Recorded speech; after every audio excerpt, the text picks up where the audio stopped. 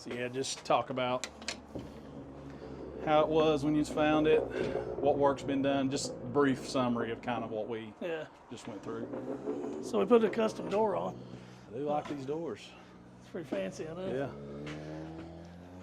Yeah. Yeah, first day we came in, there was just debris everywhere in here. We had around about 2.5 feet of water up here in the second floor area. So where we're standing, there was, ankle deep mud here. And as we walked on into the sanctuary, I have a photo of me standing right about in this area. My cowboy boots stuck down in the mud. But about a foot of mud in here, a lot of clean out. We got all the pews, carpet out. The choir loft, we ripped the whole thing out because mud had washed up under it. Since then, we've redone the ceilings, painted. The walls have been, all the sheetrock's been repaired. We primered, painted the walls. So we're working on some wainscoting this week and hopefully getting some flooring put down in the next 2 to 3 weeks. And this upstairs is about to be done. So looking forward to that for sure. I bet. Yeah. You don't have to talk as loud. I've got my mics turned up too loud. So do you? Okay. Yeah, you can talk just like normal to me. So the stage, talk about that a little bit. Yeah, so the original stage we had, the choir loft was just like a big slope. It went up, and the pews were not cut for that slope. So when you sat down, you felt like you was going to fall forward in them. And so when I had the opportunity to rebuild, I rebuilt it and put the steps in, and we put knee walls under each step to spread the load of the weight out further because it was all on one knee wall at the front originally. So we built it this way to, strengthen the floor, give it a better footprint, I guess you would say. And but other than that, it's the exact same footprint that it was prior. We just built it to make it stronger. So I guess most of this stuff, was it donated? Did the church have to pay for it? No, well, the only thing we really paid for was this Advantech flooring. Well, I wouldn't say the only thing, but the only thing here. So all the lumber that this is built from, there was a man, I want to say his name was Scott, with a lumber yard in Georgia, contacted us and said, what building materials do you need? We sent him a list, just random, what we come up with, thinking, hey, maybe he'll send some of it, half of it, whatever. If we get any of it, it's appreciated. And man, within 2 weeks, I think it was, there was a long truck pulled in here from Georgia with a truckload of lumber. Every piece of lumber that's went into this pretty much come from that one man in Georgia. Wow. He also, the same guy, he bought all the doors for the basement, for the classrooms. Yeah. Solid wood, pre-hung doors. They're out there in my trailer still, so those will be going up.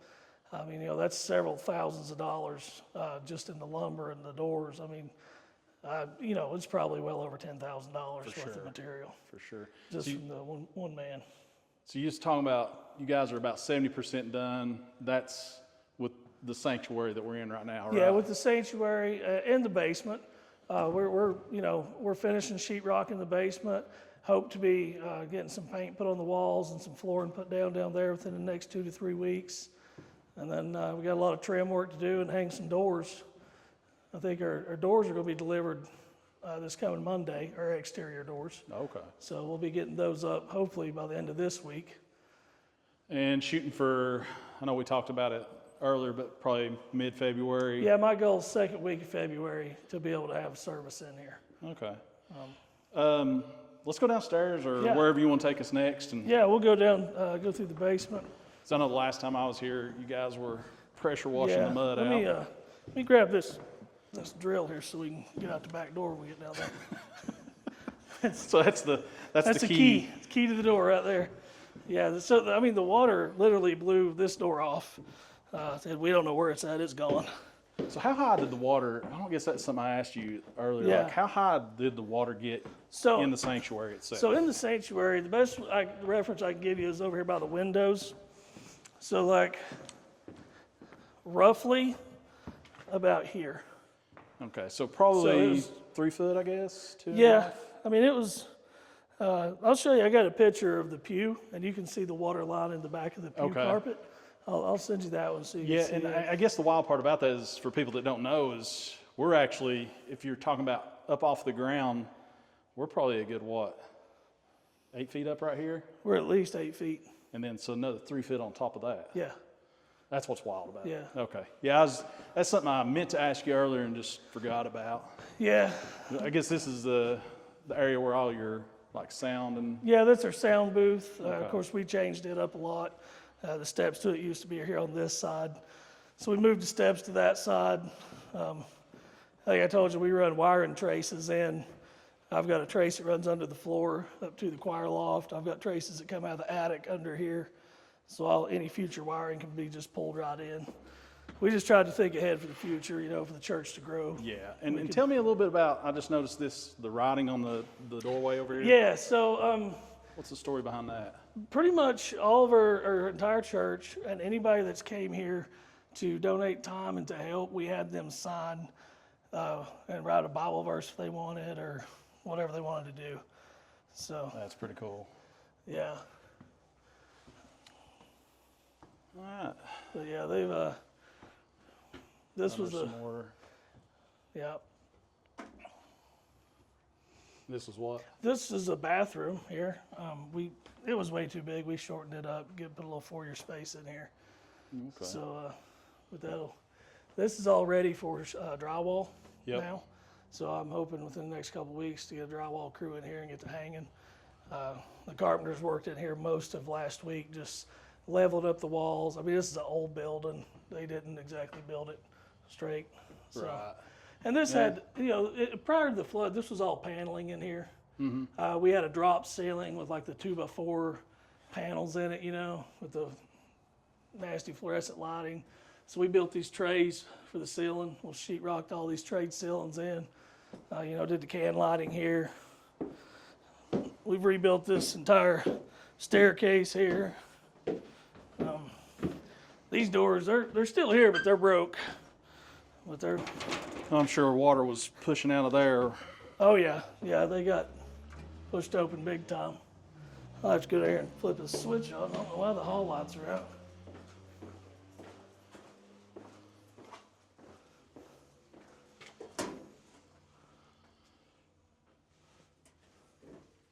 So is this a storage area that you guys had before, or is this something that you have built since?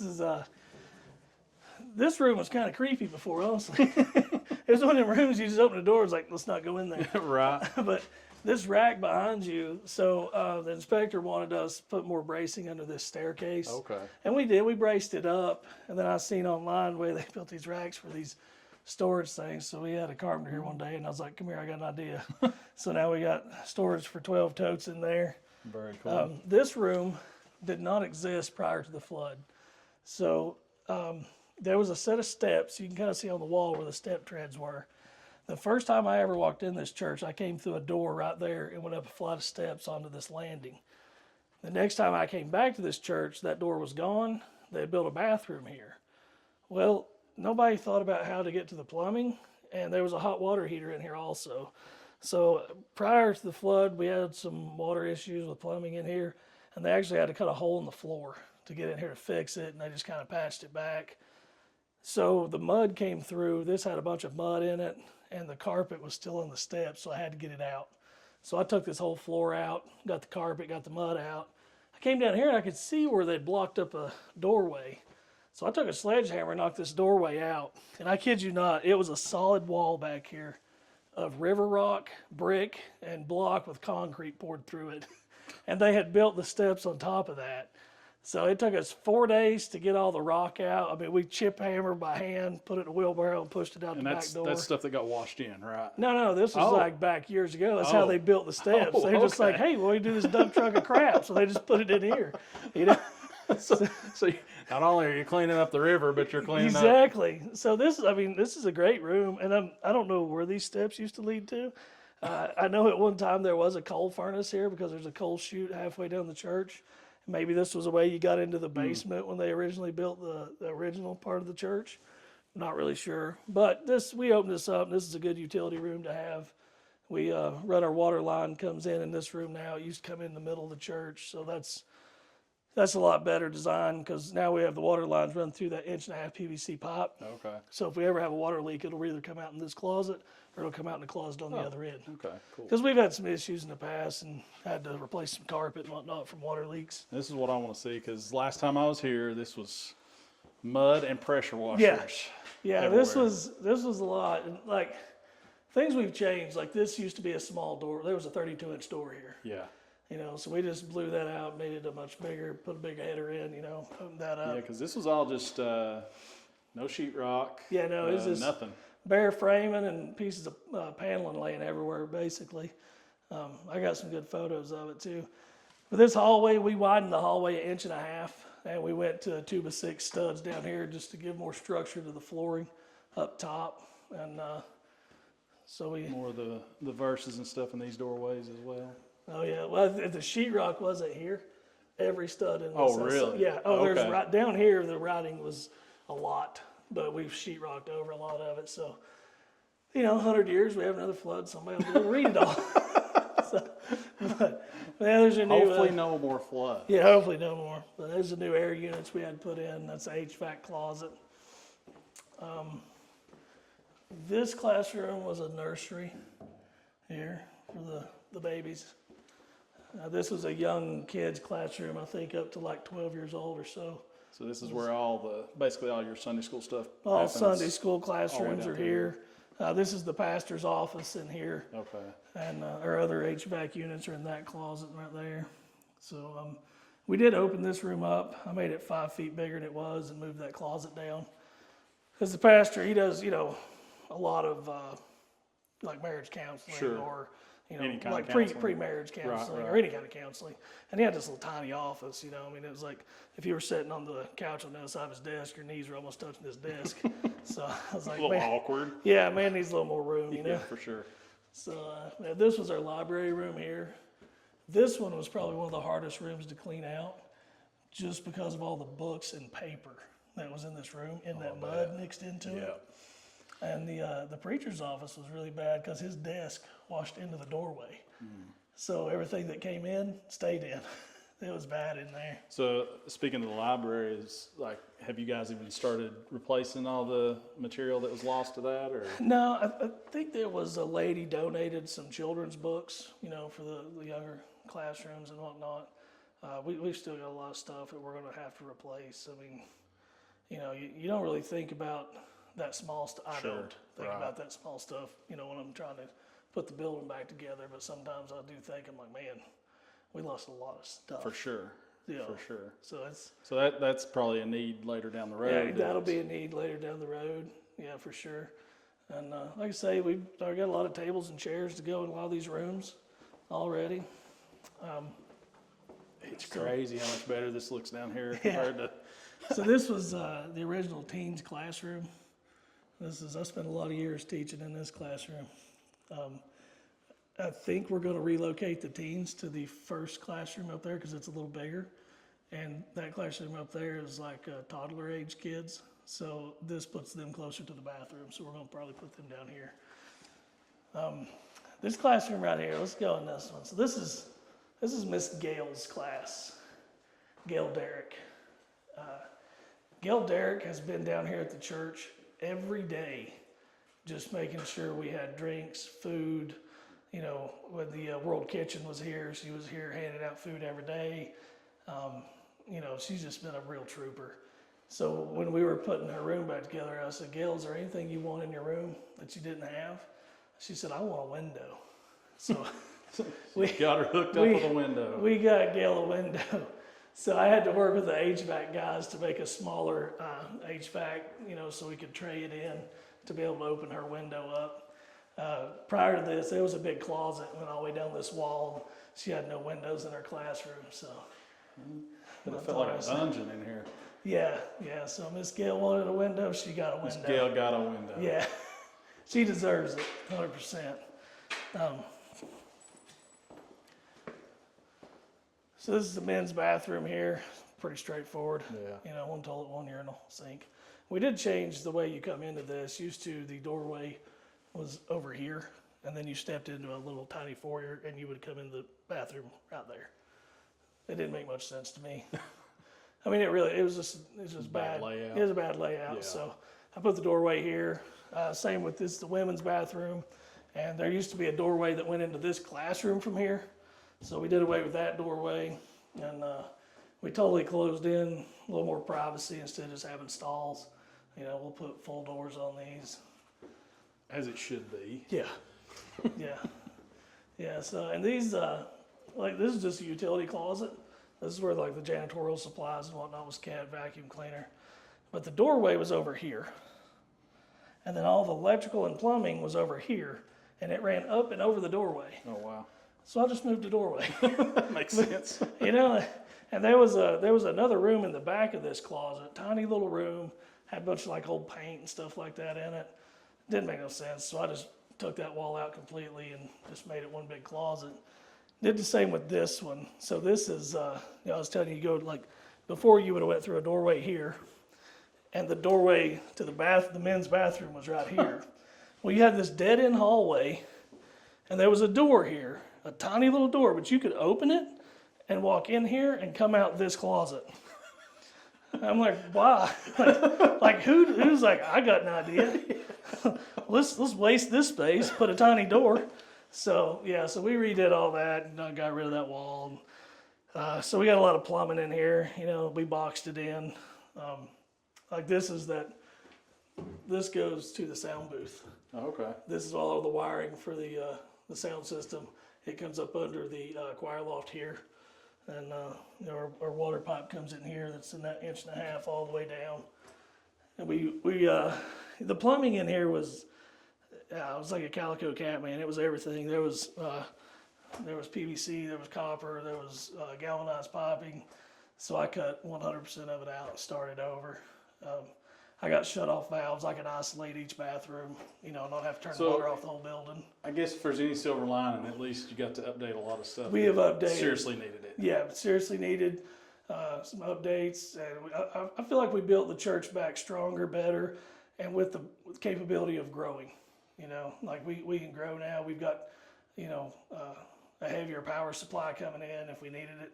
I kind of went a little above and beyond, you know. I mean, you're going to be a bear, be a grizzly, right? Right.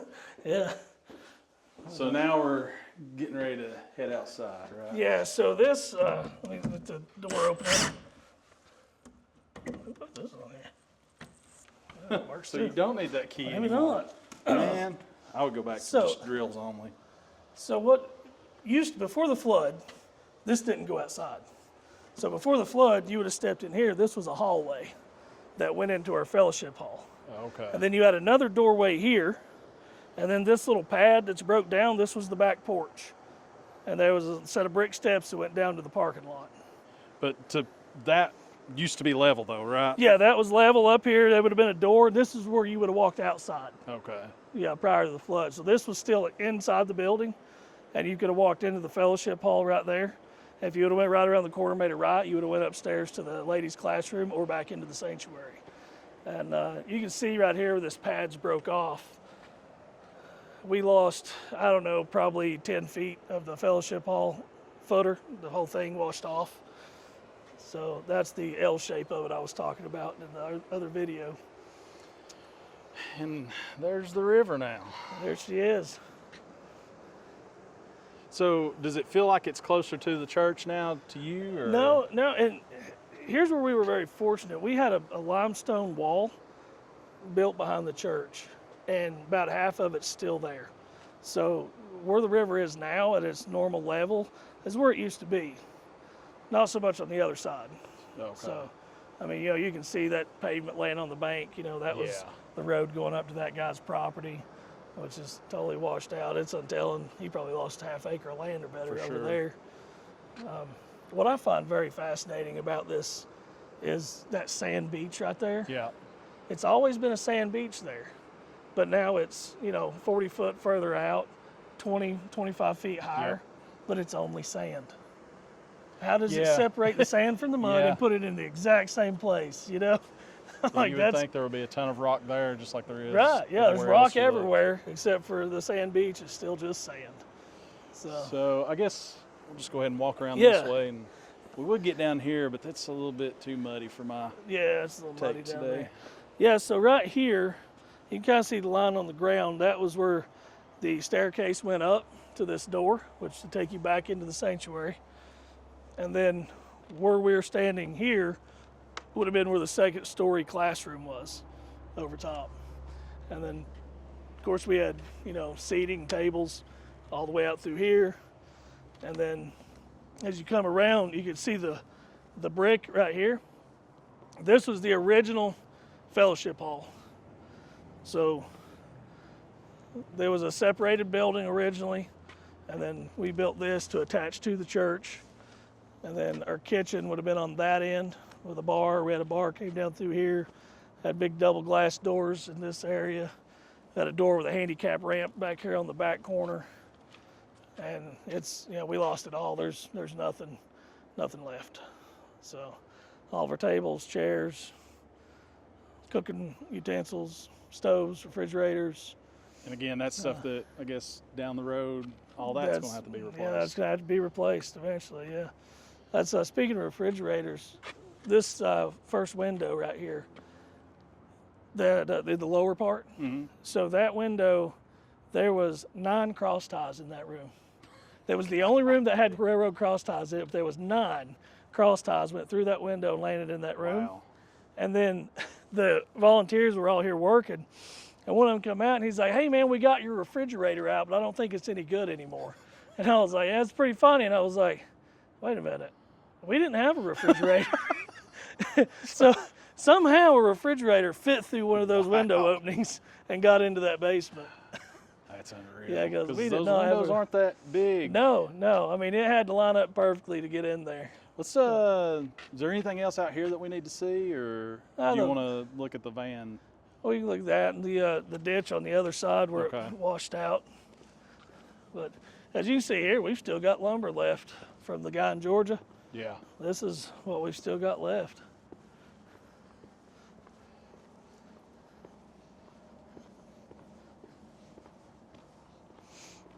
Sun's went down on us. Yeah.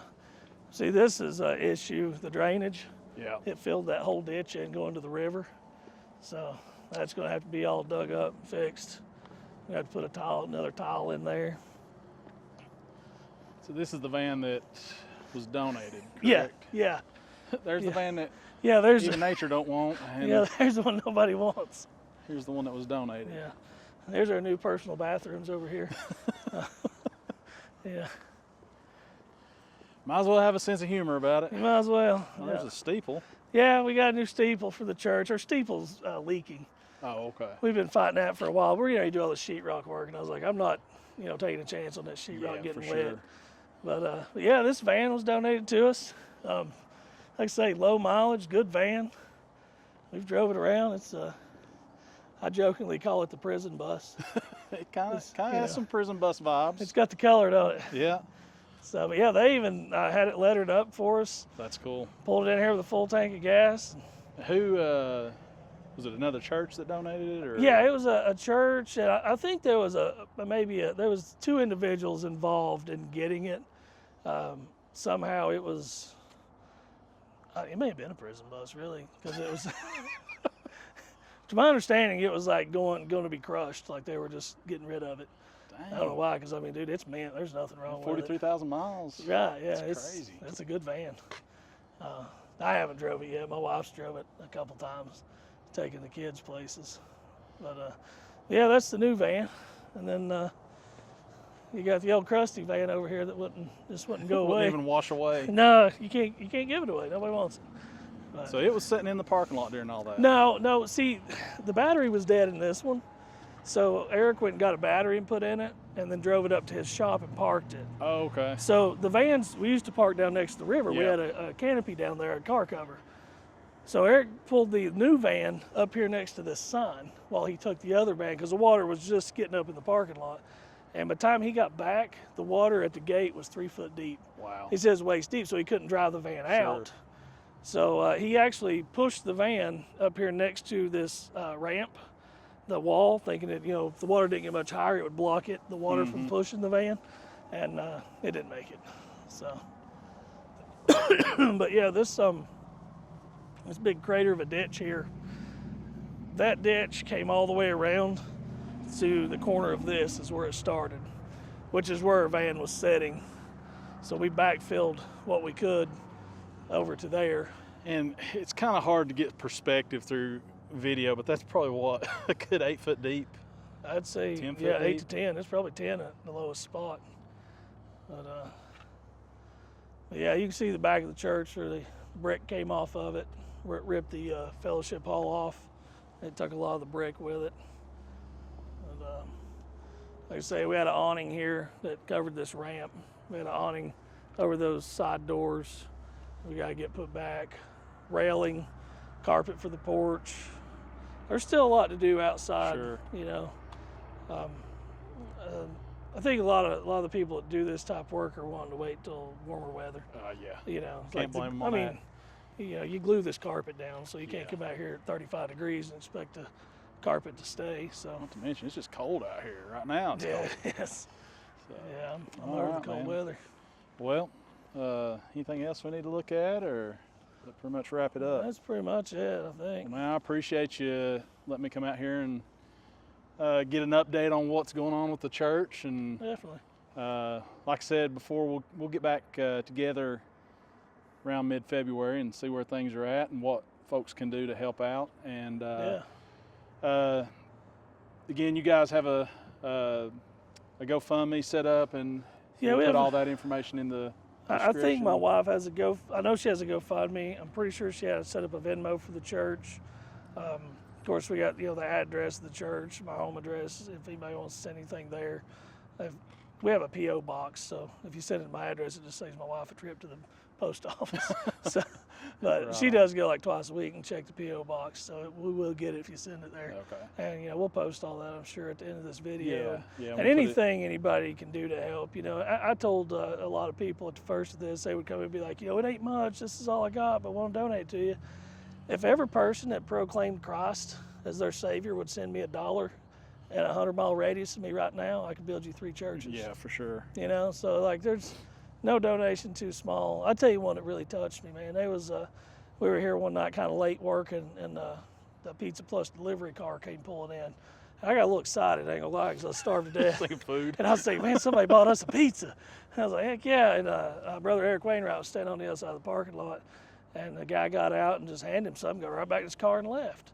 Eric come over and he's like, man, that guy just got out. And he said, I just had to bring this to you. And he's like, and he handed me this handful of cash and left. And I counted it, and it was like just a little over 100. I think it's like $112 or $117, but it's all small bills. And I thought, man, that guy just gave me his entire tips for the day. Yep. Again, somebody, I don't know his name. He don't go to church here. Obviously he's in the community somewhat because he works right here close to us. But that stuff right there really touches me when somebody like that just comes in and gives all. For sure. But like I say, any monetary donation anybody can give will help. I mean, if it's $1, it's $1. That'll help. We'll put it to putting this back together. I promise you that. So, but yeah. Good deal. Yeah, we'll put all that in the description of the video as well. Links to the GoFundMe, how they can get in touch with you guys. And again, I really appreciate you showing us around, and we'll do it again here in a few weeks. Definitely. All right. See you, man. All right, man.